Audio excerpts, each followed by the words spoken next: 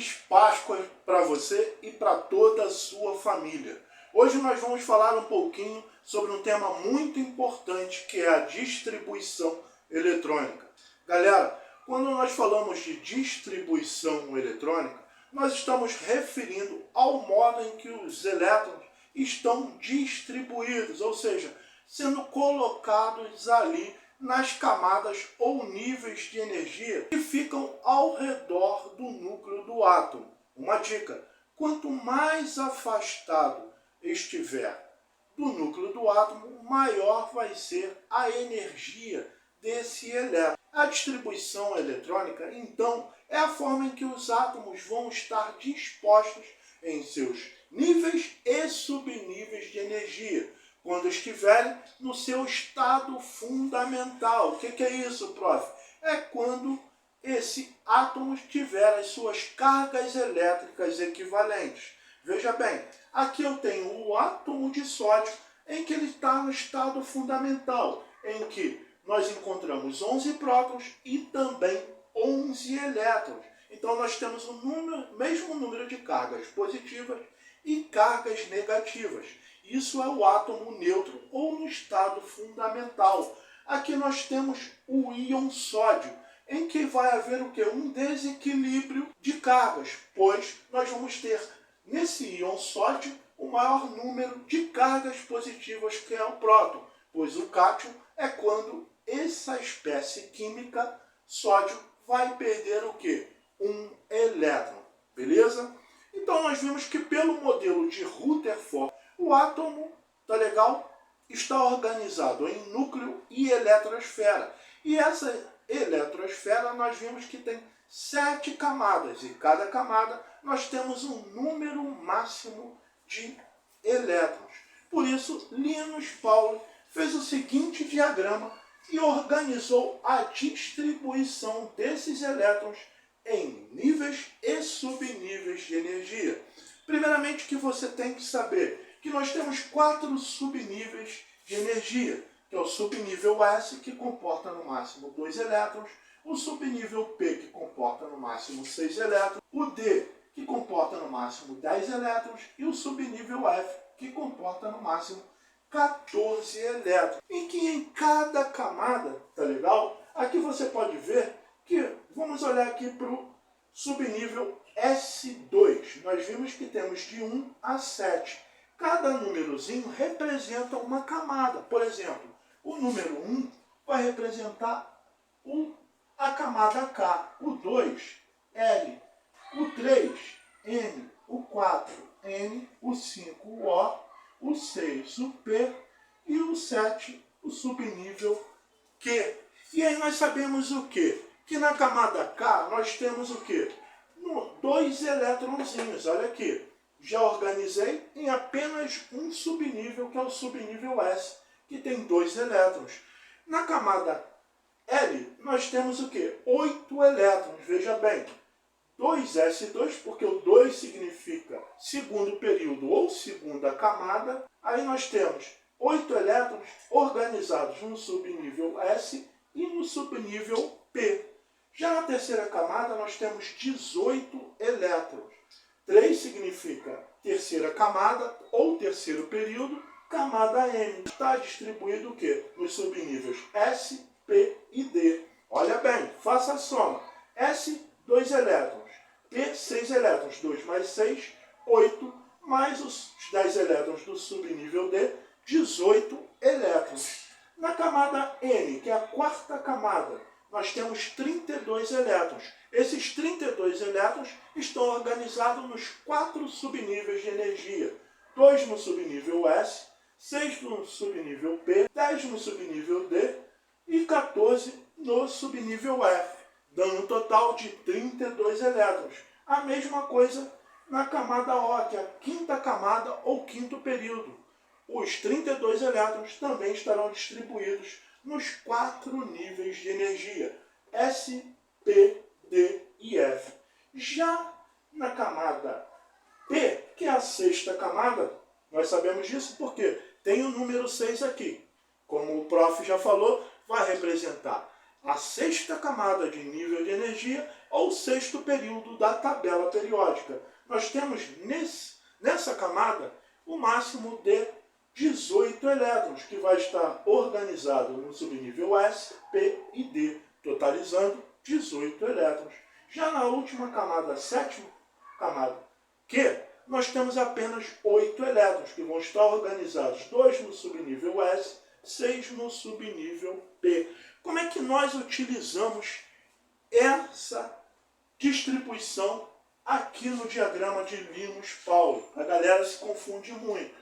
Então, eu vou pegar primeiramente 1S2, desci, subi para a próxima linha, 2S2, desci, passei para a próxima linha, 2P6, 3S2, desci, passei para a próxima linha, lá em cima, 3P6, 4S2, desci, passei para a próxima linha, lá em cima, 3D10, 4P6, 5S2, desci, passei para a próxima linha, lá em cima, 4D10, 5P6, 6S2, desci, passei para a próxima linha, 4F14, 5D10, 6P6, 7S2, desci, passei para a próxima linha, lá em cima, 4F14, 6D10, 7P6. É assim que nós vamos utilizar o diagrama de Linus-Pauling quando nós fizermos a distribuição eletrônica de um átomo no estado fundamental.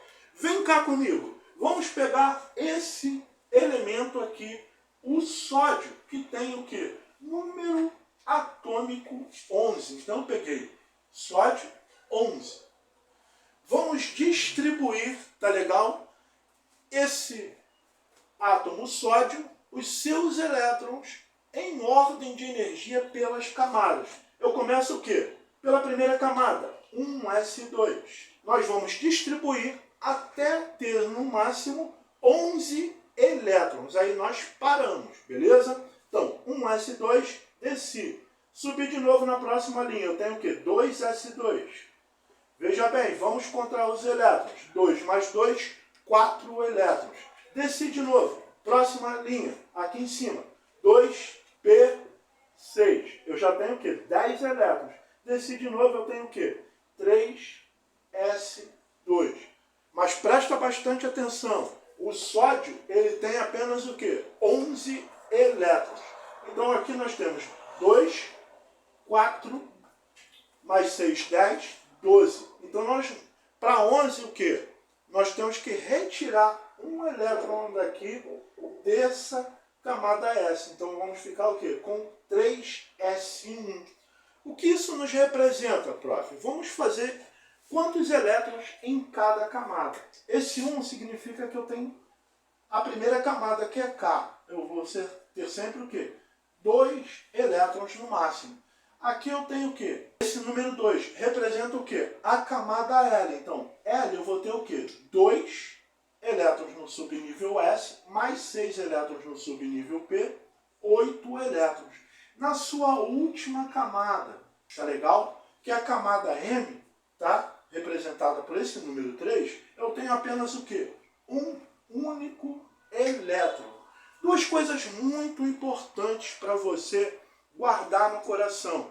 Sempre quando eu faço a distribuição, o número maior, que vai representar o quê? A última camada, eu vou chamar de camada de valência. O que é isso? Aquele elétron que terminou a minha distribuição, nesse caso aqui, tá legal? Que é o S1, ele está onde? Na terceira camada. E essa terceira camada é a última camada, a camada mais afastada do núcleo. Então, a minha distribuição termina com esse 3s1. Primeiramente, ele está representado o quê? A camada de valência. Esse 3s1, tá legal? Lembrando que essa distribuição é por ordem de energia, tá? Ele vai ser o meu elétron mais energético, também chamado de elétron diferencial, porque é o último elétron que termina o quê? A minha distribuição quando eu pego o átomo de sódio.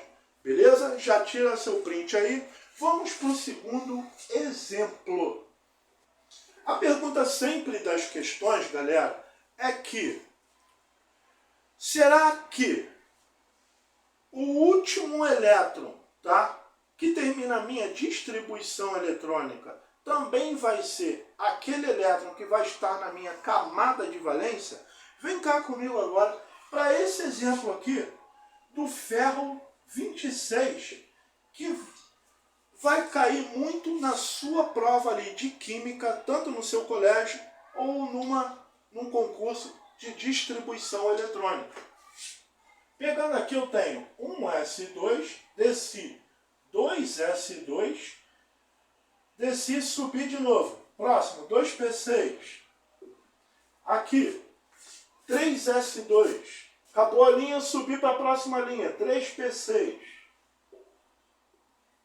Desci para o próximo, 4S2. Subi de novo, 3D10. Vamos ver agora quantos elétrons nós temos. Nós temos que ter o quê? 26 elétrons. 2 mais 2, 4, mais 6, 10. Aqui eu tenho 12, 18, 20, 30. Mas eu preciso só o quê? De 26. Então, é só eu colocar o quê? Um 6 aqui. Essa é a minha distribuição do átomo de ferro com 26 elétrons. Veja bem que terminou com 3D6. Como o prof falou, toda vez que você fizer a distribuição eletrônica, o último elétron, tá legal? O último subnível vai ser o quê? O mais energético. Mas veja bem, ele está o quê? Na terceira camada. Mas antes dele eu tenho um 4S2, que está representado o quê? Pelo número 4, que quer dizer que ele está o quê? Já na quarta camada. Então veja bem, a minha camada de valência, a minha última camada é a camada N, não a camada M. Então, esse 4S2 é que vai representar a camada de valência. Então, quais são as perguntas que o prof pode te fazer e também cair lá na sua prova? Faça a distribuição do elemento ferro. Qual é o elétron ou quantos elétrons tem na sua camada de valência? Veja bem, terminou o que? A minha última camada é o 4S2. Quantos elétrons eu tenho aqui na camada de valência? Um S2, então eu tenho 2 elétrons. Qual o seu elétron mais energético? O elétron mais energético, tá? Lembrando que a distribuição eletrônica é feita por ordem de energia. Então, o que sempre vai terminar a minha distribuição eletrônica vai ser o mais energético. Mas vai haver casos como esse daqui do elemento químico ferro, que o que termina a distribuição eletrônica não vai ser o último elétron, ou seja, não vai estar na última camada, que é a camada de valência. Beleza, galera? Vamos aprender a fazer a distribuição eletrônica, tá? Com íons.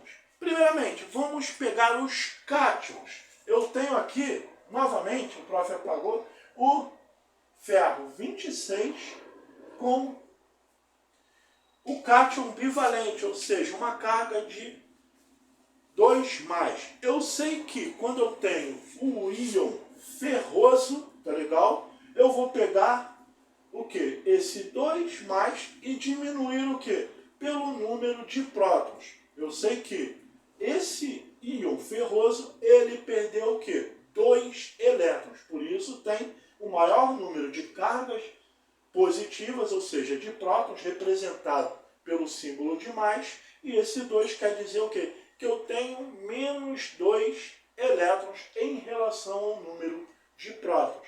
Por isso eu sei que a galera erra muito, que faz assim, ó, 26 menos 2 é igual a 24 elétrons. aí faz a distribuição, tá, de 24 elétrons. Tá certo isso? Não, você vai errar a questão e o prof vai te mostrar por quê. Fazendo a distribuição, como nós fizemos antes, vai ficar assim, ó. 4s2, 3d6. Galera, aí o pessoal faz o quê? 24 elétrons. Até aqui 20, 26. Então eu vou tirar 2 aqui, em vez de ser 3d6, 3d4. Acertei a questão? Errou. E muito feio. Sabe por quê? Você não pode tirar elétrons da penúltima camada. Você sempre vai retirar os elétrons, tá, da camada de valência, da última camada. E qual é a camada de valência, a última camada? Esse 4s2. Então você vai retirar o quê? Esses dois elétronzinhos aqui. Retirando esses dois elétrons, eu deixo de ter a quarta camada, porque ali não tem mais elétrons. Então a minha distribuição eletrônica vai ser essa. 3s2, 3p6, 3d6. Porque o que aconteceu?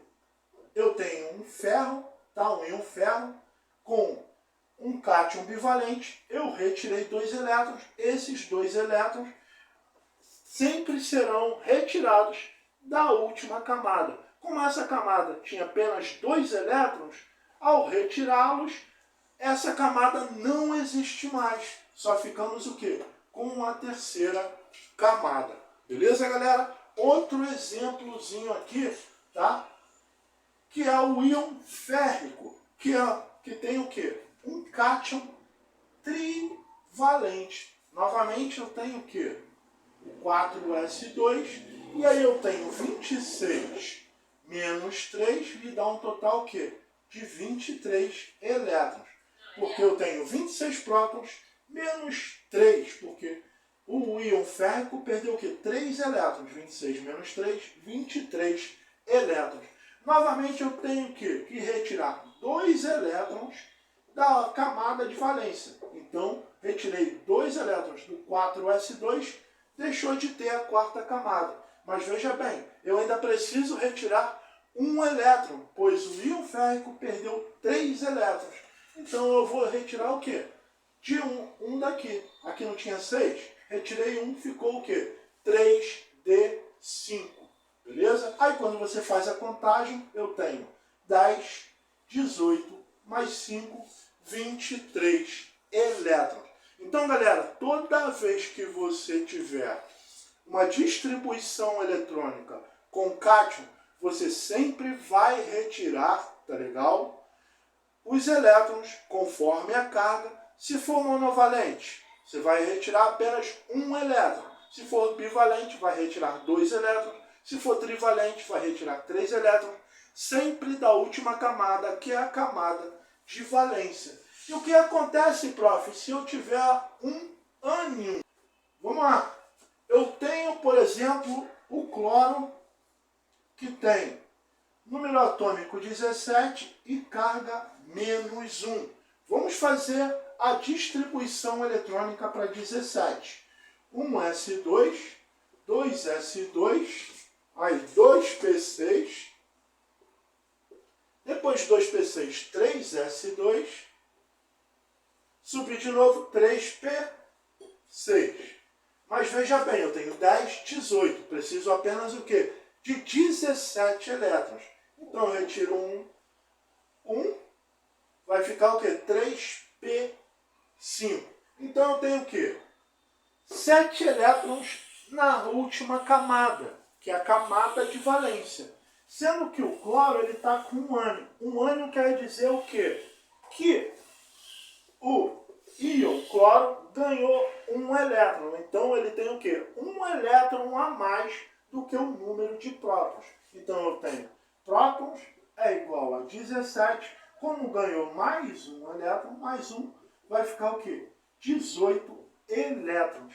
Só que eu tenho apenas o quê? 17 elétrons. Tem que ganhar um elétron. Então eu vou somar e não retirar. Aqui não tem 5. Mais um que fica 6. Então eu tenho o quê? 18 elétrons. Então, galera, toda vez que eu tiver um ânion, eu vou o quê? Somar. Colocar mais uma unidade, como por exemplo nesse exemplo aqui do cloro. Mas eu tenho o oxigênio 8 com carga de 2 menos. Novamente eu tenho o quê? 8 prótons. Como eu tenho o ânion que ganha elétrons, 8 mais 2, vou fazer o quê? A distribuição de 10 elétrons.